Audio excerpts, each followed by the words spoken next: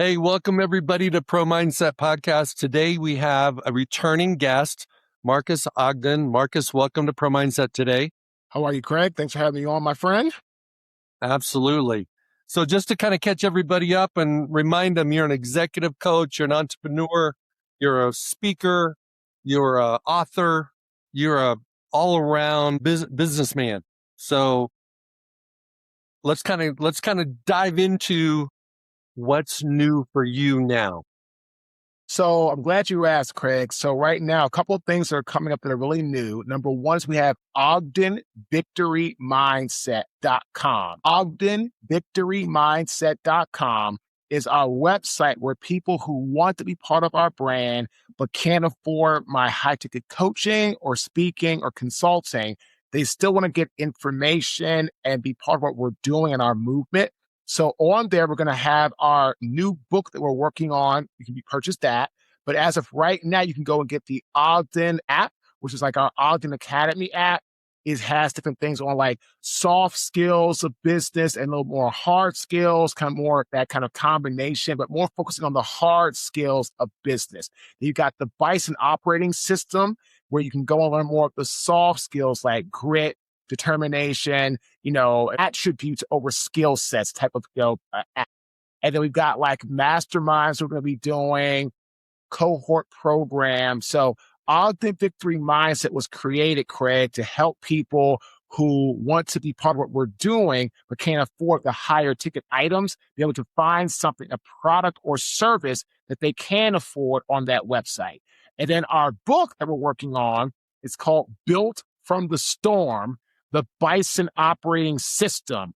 It's kind of like a combination of like Atomic Habits and Extreme Ownership, where we're getting people to understand how accountability is so important in their life and how to live their life more like a bison. The bison, Craig, is the only animal that charges directly into the eye of the storm. It's the only animal. And the bison believes what they do is they have the strong on the outside and the older or the weaker bison in the middle, and they charge and go directly at the storm because the bison believes, and I agree with this 100%, the fastest way out of a storm is through a storm. So we're really helping people understand that there is the acronym for Bison, which is boldness, integrity, self-awareness, ownership, never, ever quit. So we really teach people when you develop and sustain the bison mentality, there's no storm you can't persevere and or thrive through. So those are some two things we're working on new. And of course, our podcast, Get Authentic with Marques Ogden, is ranked in the top 0.5% most popular podcast worldwide. We are getting a lot more big name guests, a lot more with our videos and YouTubes and our cut-ups, and we're driving a lot more listeners. So that's continuing to flourish as well. But again, those are the three things. Our OgdenVictoryMindset.com, Built from the Storm, the Bison operating system, and then our podcast, speaking, coaching as well. Okay, we got a lot of places we can go, but let's jump into Victory Mindset. Sure. Give me a synopsis of what a Victory Mindset is. Victory Mindset, Craig, is when it's not just about you winning, it's everybody around you. There are three types of mindset. Fixed mindset, which is completely negative. Growth mindset, which is good. You want to get better, you want to grow, but it's only about your growth, your advancement. Then it's victory mindset, which is all about you, but everybody you come into contact with. Your friends, your family, your clients, your team. And when you develop the victory mindset mentality, you are positioned for greatness. And I tell people it's a lot like sports. The Seattle Seahawks won the Super Bowl last season. They had, in my opinion, the best victory mindset mentality as a unit. And it showed when it mattered most. In the biggest game of sports, of football, on the football stage, they dominated. So it's all about learning, right, Craig? It's not just about you. It's about everybody around. I 1000% agree with that one, my man. Okay. So first thing I thought of when you were talking about the Bison operating system and running the fastest way through the storm. The fastest way out of a storm is through it. Because all of us that procrastinate, we procrastinate because we're paralyzed. We procrastinate because we're fearful of the outcome. We procrastinate because of things we don't know could happen that could hurt us. How do you shift from procrastination and fear of outcomes to running into a storm? You know what, Craig? I learned this a long time ago, but I faced it probably it was going to be like January of 2023. So I know that running from your problems, procrastinating, putting your head in the sand, hoping, praying it's going to just pass you by is not real life. Because it's not going to pass you by. It's going to sit on your head. And so what happened to me, right, Craig, I really learned, and I didn't realize it at the time, but I really learned about the Bison mentality, the Bison mindset. It was January of 2023. So November 2022, I had moved out of my marital home. I had just filed for divorce. We had gone through a temporary agreement, and I had to leave the house and get out, which was very painful, but it was what it was. I moved into an apartment, Craig, with me and my daughter. I only had 2 weeks to get out. That's it, 2 weeks. I ended up moving into a very dilapidated, broken down apartment. And November 2022, December 2022, the first half of January 2023, it was a pity party for Marques. Please, Marques, feel sorry for yourself. Please, everybody feel sorry for me. Poor me, da, da, da. Everything was like just a pity party. I was in victim mindset. And what happened is, right, Craig, I was drinking heavily. I was going out and just being a fool. I was just not living a very good life. And what happened was my 8-year-old daughter, who now is almost 12, Farah, came to me and said, "Daddy, can I tell you something?" I said, "Of course, Farah, what's going on?" "I don't like where we're living. I am afraid to go to sleep at night. I don't like our area. It's not safe. I want a better quality of life." She said, "I want to go home with mommy and you in the same house." I said, "Farah, that can't happen. But I know what can happen. I can develop a mindset and push forward in my journey and stop feeling sorry for myself. And I can develop a Bison mindset, and I can stop waiting for storms to pass me by or go around me or go over top of me, because it's never going to happen." And that was the moment, Craig, that I said, enough is enough. And I started to fix my stuff. And then May of that year, that was January 2023, she told me, mid-January 2023, Farah told me that. Mid-May 2023, I bought a brand new home in a very upscale neighborhood. I tell people I live now in a Leave It to Beaver neighborhood. I bought a 3,100 square foot home by myself for me and my daughter after hearing from her that she wasn't safe.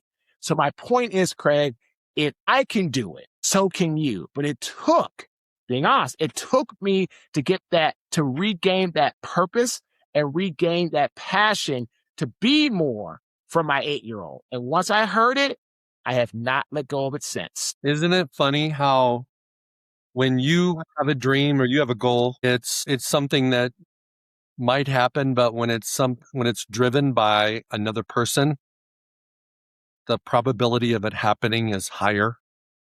Mm-hmm. Because, Craig, for me, right, I knew I wasn't living a good life.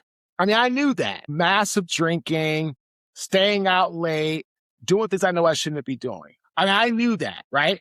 Because today I'm down like between 30 to 40 pounds. I don't drink pretty much anymore at all. I work out constantly. I do, take care of myself, self-care, skin, feet, it was all the things I should be doing. And life today is a lot better. But at the time, right, I was in it. And I'm like, well, I know I'm not living right, but it's okay, because poor me, I had to file for divorce. Poor me, I don't live in my home anymore. Poor me, I'm having to uproot my life and change everything in a flash. But when Farah told me, I said to myself, is that the legacy I want to leave for her? That when things get tough, that I just fold and I just stay down and I just stay in victim mode? And the answer was no. And that's when I made the change. Okay, so let's go back to that time and place where you were not living your best life. And let's pretend that your daughter was more tolerant and she didn't say what she said. What would it take? And how can you, I'm wanting you to coach and teach someone listening that's in that place right now. They don't have a daughter that's going to give them a wake up call. How do you manufacture a wake up call for yourself if no one else says anything to you? Your best friends let you fall. Your kids don't say anything because they feel intimidated. How do you create an anchor, a pivot when you're in that victim mode?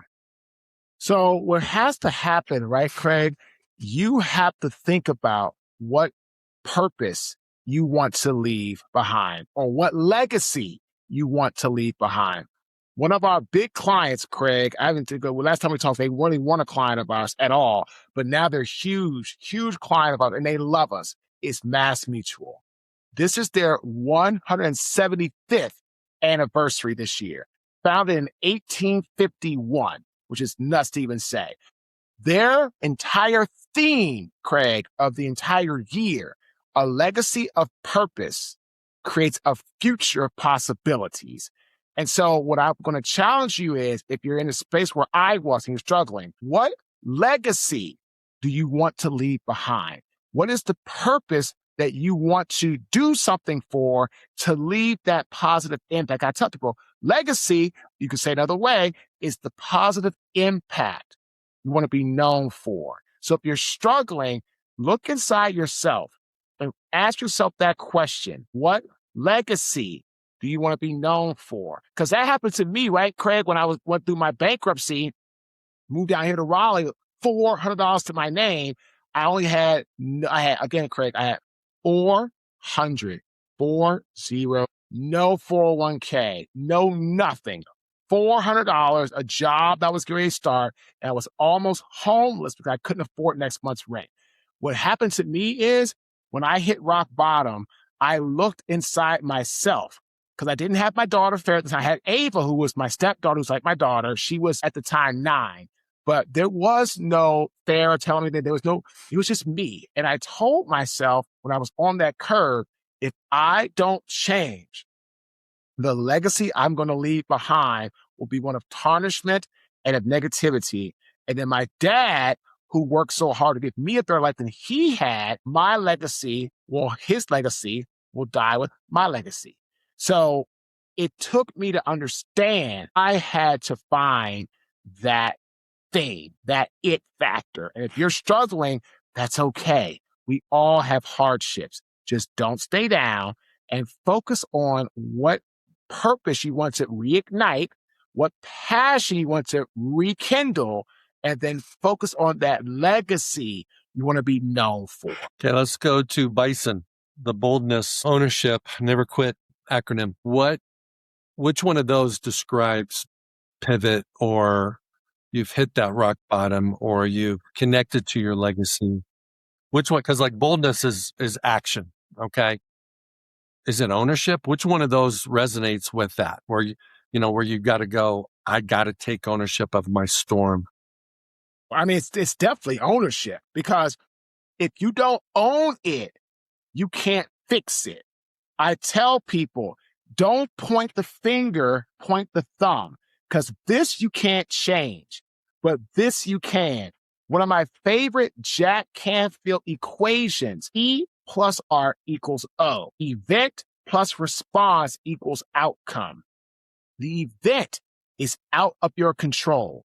This is out of your control. But the response, your thoughts, your behaviors, your images, that is in your control.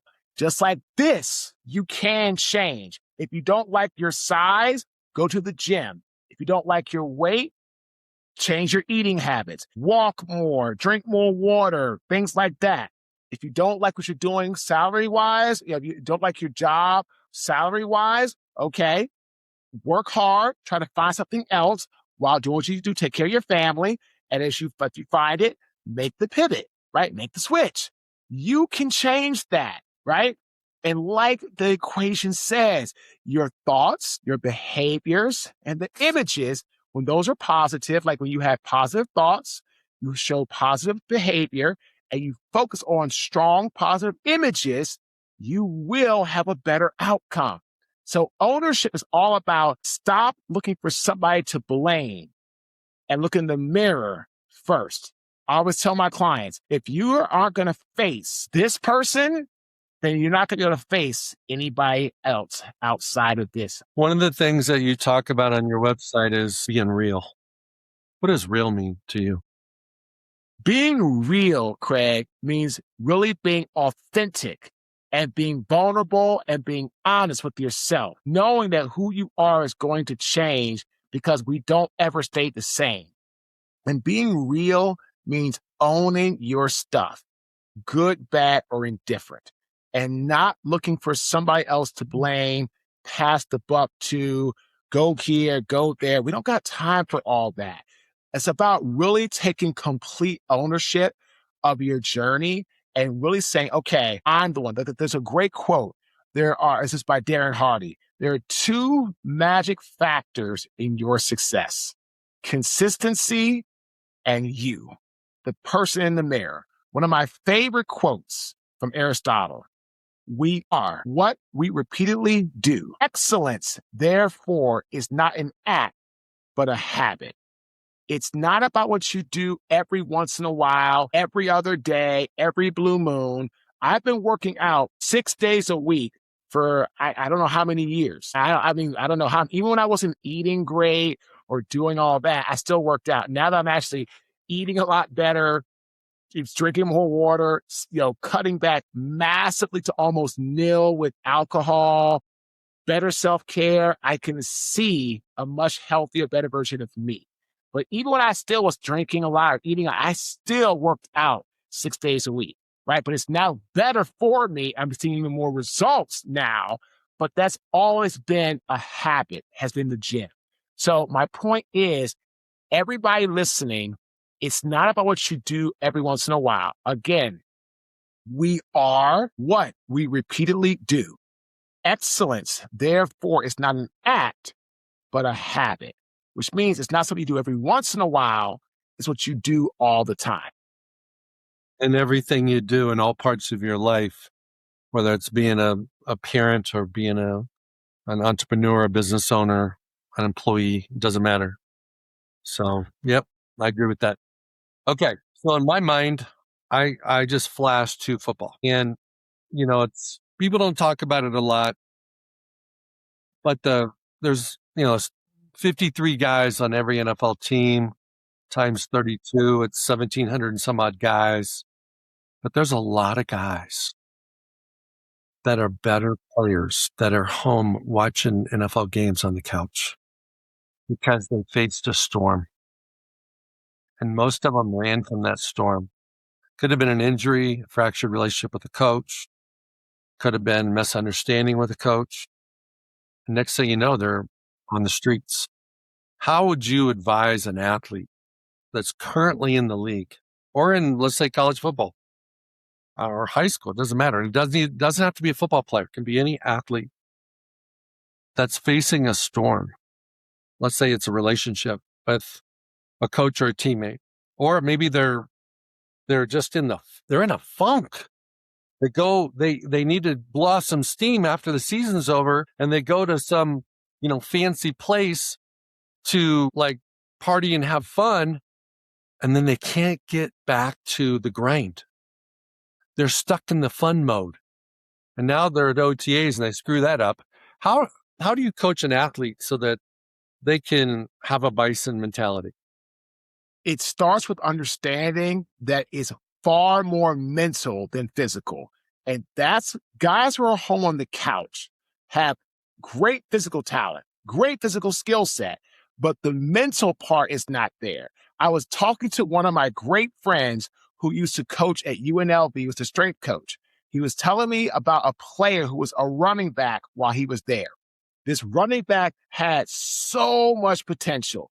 I mean, he was phenomenal. He had all the speed, he had the power, he had the size. And the guys were talking to him from the NFL. Okay, man, what's the knock on him? And my guy wouldn't lie. He said, man, great football player, great on the field, but off the field, in the meeting rooms, in the formations, he just doesn't show up. He doesn't come to meetings on time. He falls asleep in meetings. He doesn't give the work he's supposed to be given. And he just thinks he's just going to rely on his natural talent. And somebody said to him, if you bring him in, understand this. I said, okay, I believe it was the Saints that brought him in, undrafted, brought him in. He had a great first day of OTAs, had a great first camp of OTAs, came mandatory camp with the veterans. He had a great first day. He decided that, oh, I'm doing great. I'm on fire. He falls asleep in a meeting. He wakes up. They tell him to go see the coach. They cut him. He never, ever saw the football field again. He's working now in a warehouse. Craig, that's the difference. It's not about doing it every once in a while. It's about doing it all the time. When I played, Craig, I was in the film room all the time. I was on the field all the time. I mean, my coaches used to tell me, Marques, do you live here? Like, yes, I do. I always had 100% workout attendance every time, every off season. I never missed a workout with any team. I always maintained 100% workout percentage. 100%. Never missed a day. Ladies and gentlemen, that's what this is about. Like, if you're going to talk about playing anything at a high level, football, basketball, business, you want to be Bill Gates or Steve Jobs or Mark Zuckerberg or Elon Musk or Jeff Bezos, you don't do it every once in a while. You don't look for shortcuts. You do the hard things every single day when other people are looking for excuses to not do the hard things. But again, that's a great example, Craig, of a guy had all the talent. I mean, 4'4" in the 40, 240 pounds tailback. I mean, everything. But every team passed on him, even an undrafted, bring him to camp because of his reputation. And the Saints thought they could change him. I believe it was the Saints. Thought they could fix him. His old habits, what we talk about, right? It was a habit. It was a habit of falling asleep, not doing what he did. That's what he developed over time.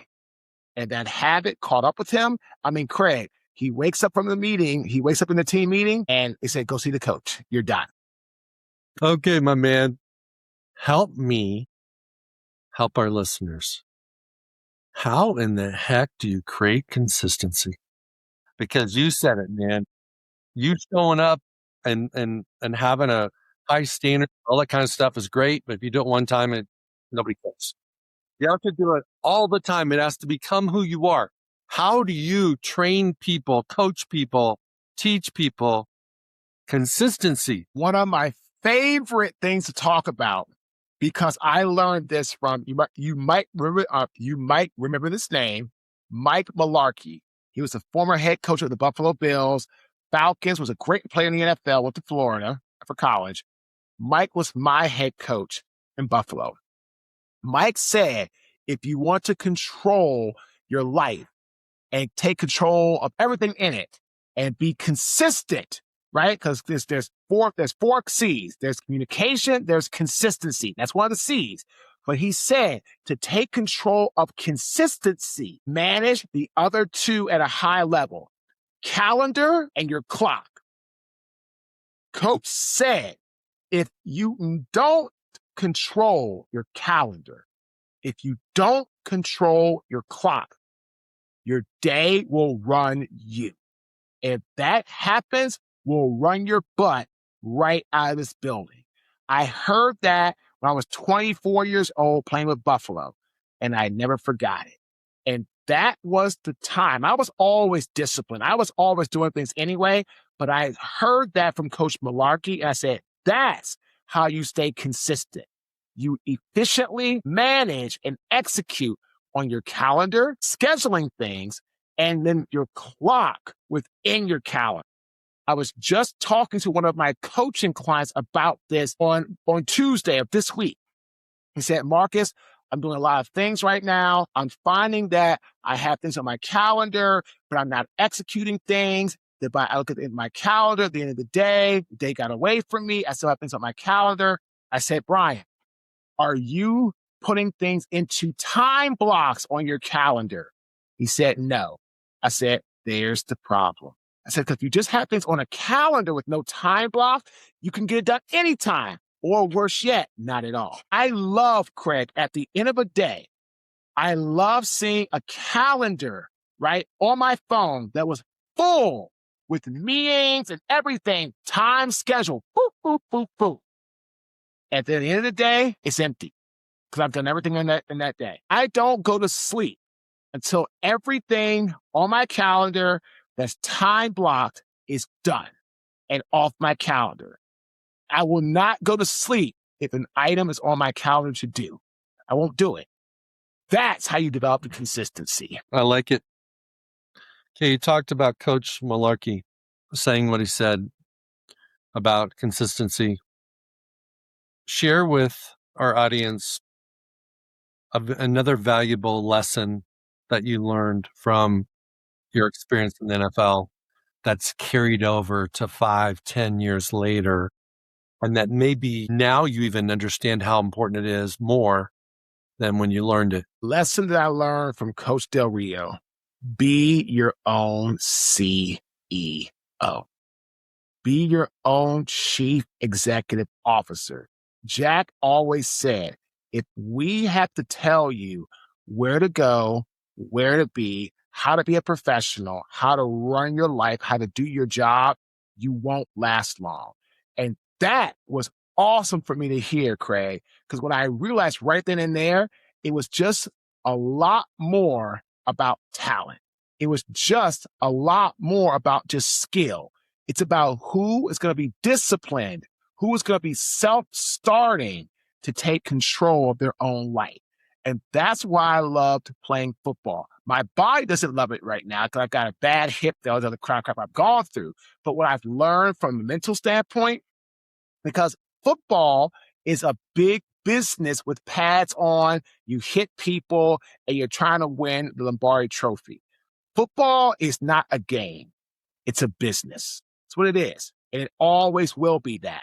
Ladies and gentlemen, if you're trying to achieve anything in life, you have to be your own self-starting, self-inspired CEO. You have to be. There's just so many people, like take Colonel Sanders, who didn't become famous until what? His mid to late 60s, right? With KFC. How many times did he fail having a bankruptcy? I mean, unfortunately, he almost took his own life from what I understand. I don't know all the specifics. That's what I understand and I've heard. And then next thing you know, he develops KFC and becomes a multimillionaire and has a legacy of his chicken, right? So many great people have gone through the struggle. So many. But the ones who never give up are the ones that win.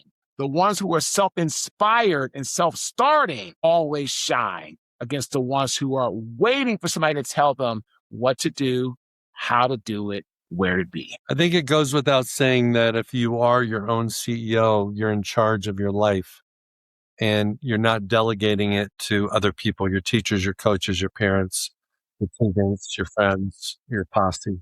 It also connects to your word ownership in the Bison. Ownership is so huge because when you own your own story, you own your own future, it changes everything.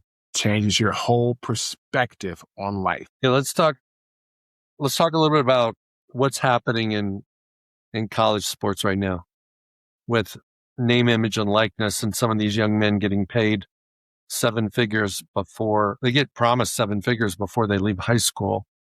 And then they go to college and all of them at bigger schools are getting 6 figures. And they may not even be ready to play as a freshman. I'm seeing this like gap between, because I'm doing more NIL now, this gap between like what they're getting compensated and what they're contributing.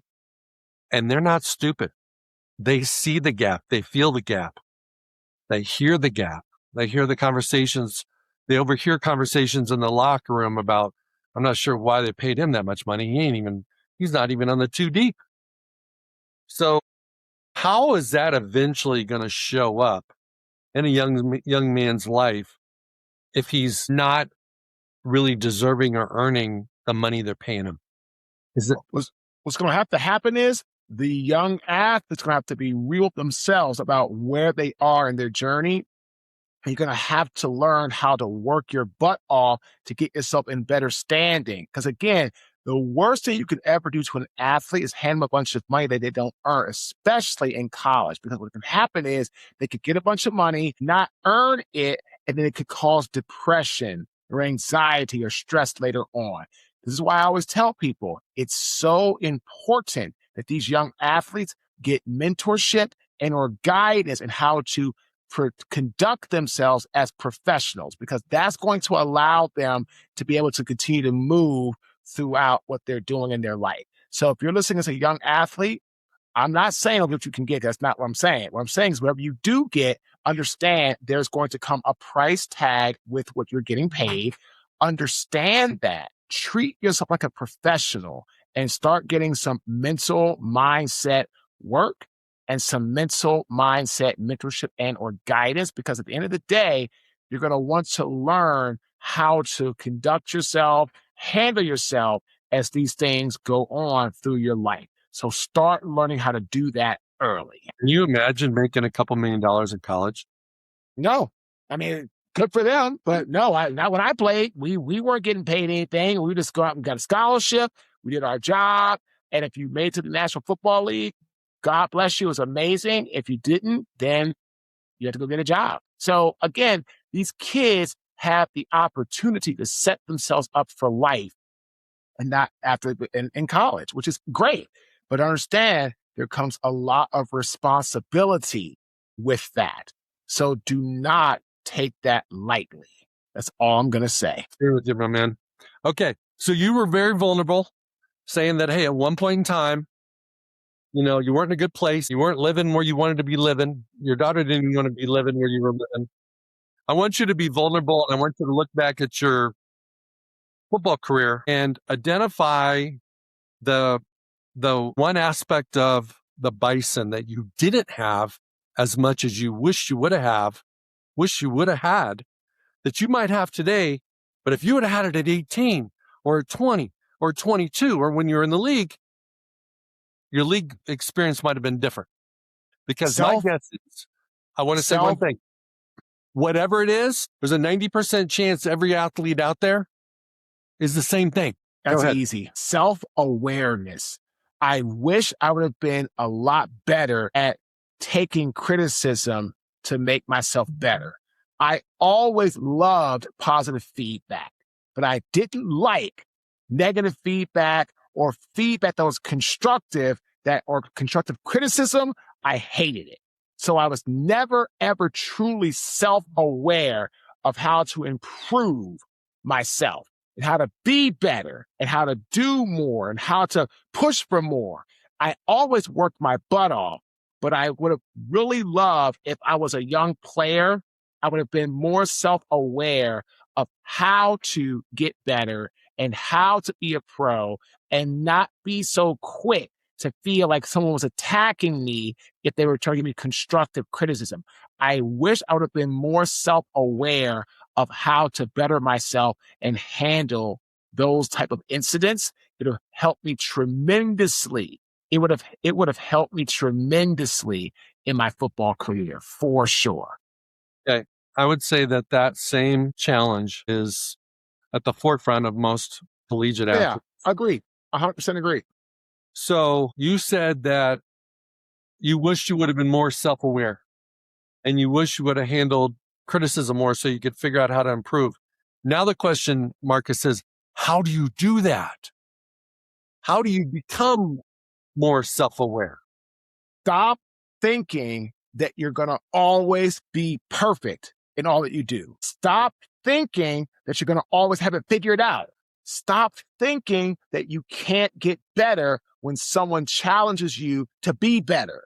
And once you get rid of that thinking, once you remove your ego, that was the problem. Self-awareness, if you're lacking in that or you don't want to address that, it's because you have an ego that's massive. And when I played football, I'm not gonna lie, I had a massive ego. I truly did. And that's why it was hard for me to accept criticism, feedback. And now as I'm older, I want feedback. I want criticism. I want constructive criticism. I want constructive criticism. I want constructive feedback. That's the only way I'm going to get better. That's what look, Ted, Craig, we ended up having to throw out a system that we had for our podcast, how we're looking to bring people in. It was very low budget. It was very inefficient. It was had so many gaps. Now, Craig, we hired a guy to help us with those things, to build us workflows or mini websites within our brand.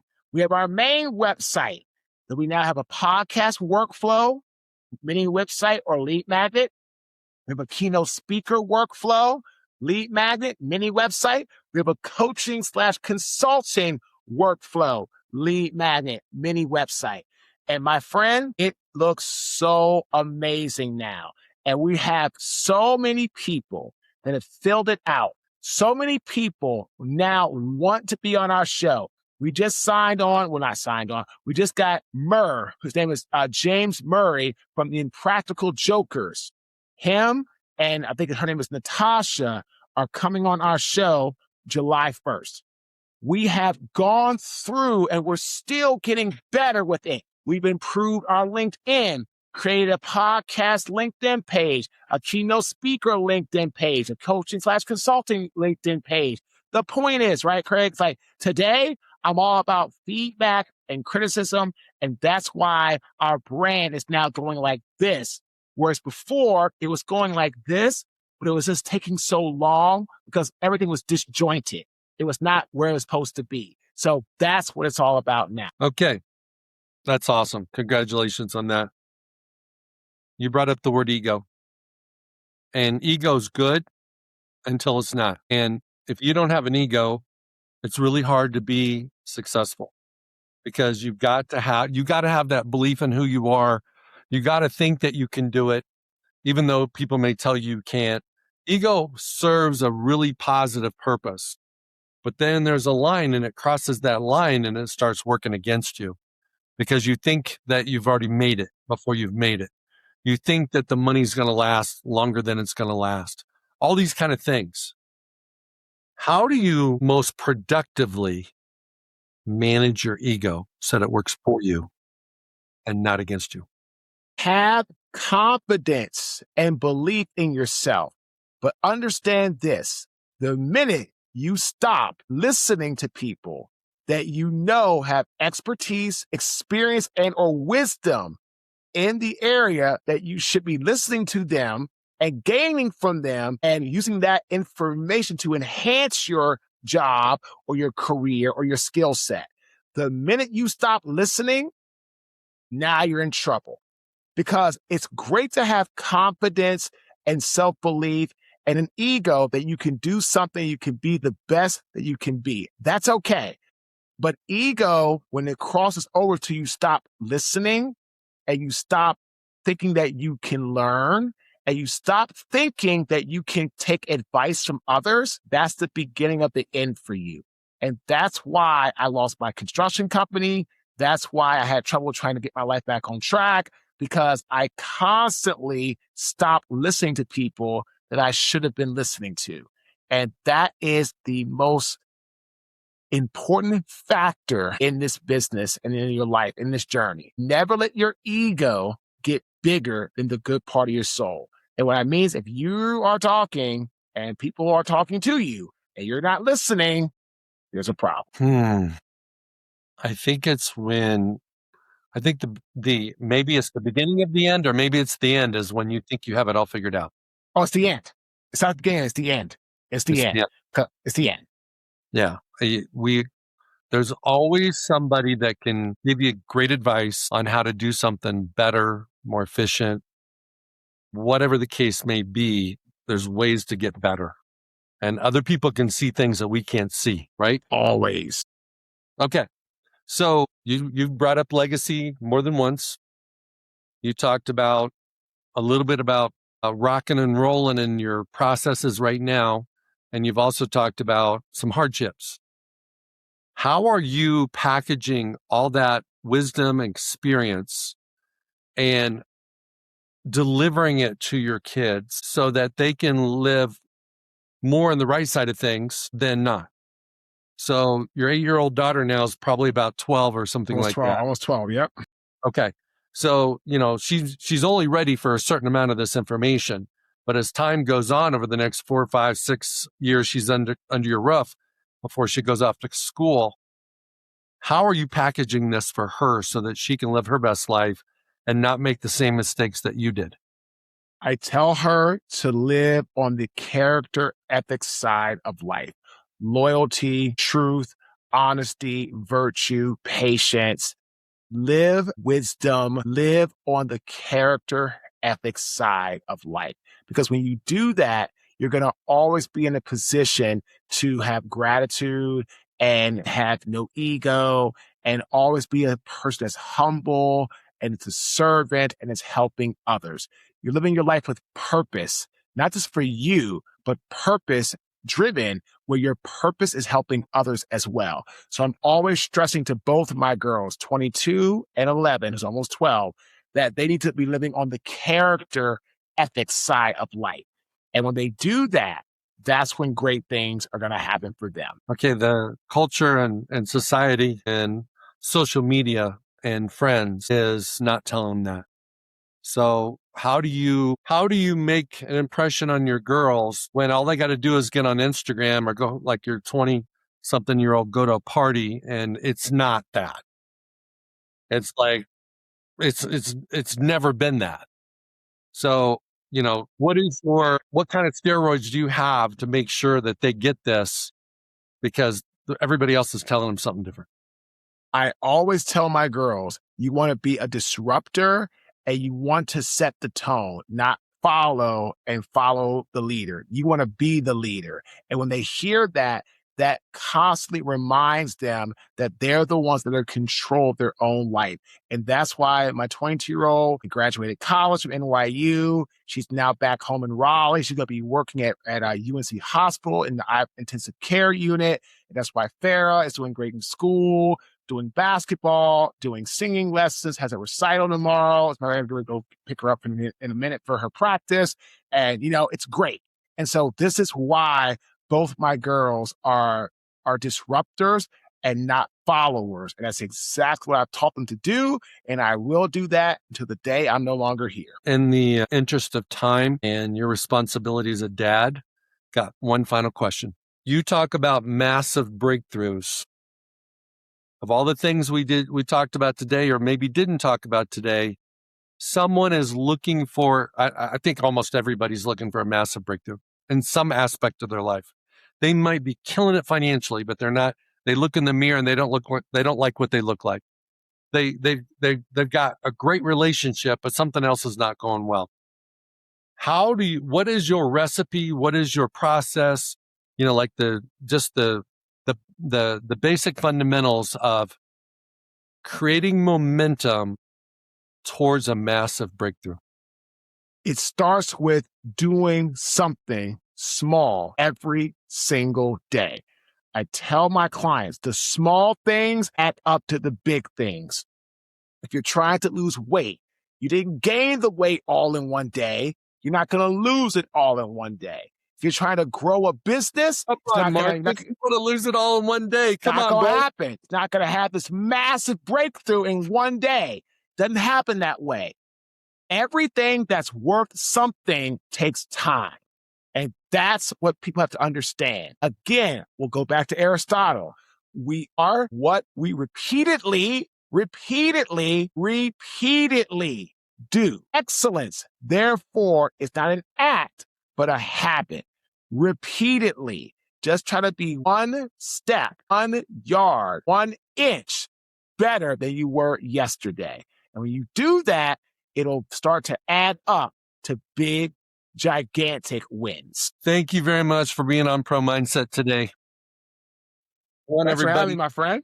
You're welcome. I want everyone to check out the show notes so you can check out his victory mindset, his Bison operating system, his coaching, his app, all those type of things. Is there anything in particular that you'd like to direct the audience to? Yeah, they can go to our website, www.marquesogden.com, and also check out our podcast, Get Authentic with Marques Ogden.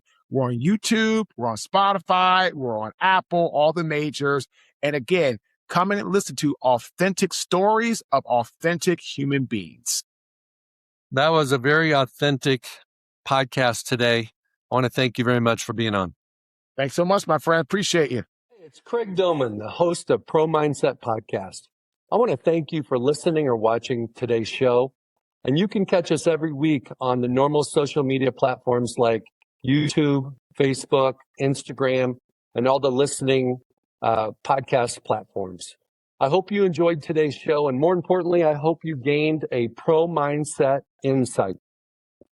Please be sure to rate and review Pro Mindset Podcast.